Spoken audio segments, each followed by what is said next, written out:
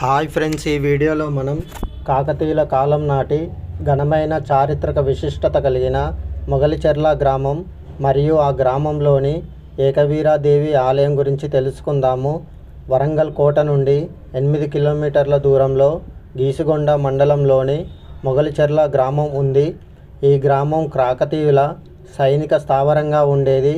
రుద్రమాదేవి గారి కాలంలో సైనికులకు శిక్షణా కేంద్రంగా ఉండేది మొగలిచెర్ల గ్రామం. ఈ గ్రామంలోని గుళ్ళు గోపురాలు, దెబ్బతిన్న అద్భుత శిల్పాలు మనల్ని కాకతీయుల కాలం నాటికి తీసుకొని వెళ్తాయి.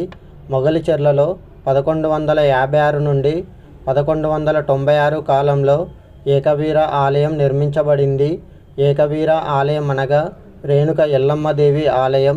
రాణి రుద్రమాదేవి గారు ఏకవీరాదేవి అమ్మవారిని నిత్యం పూజించేవారు. ఆలయం చుట్టూ ఉన్న భూమి భూ ఆక్రమణకు గురి అయింది.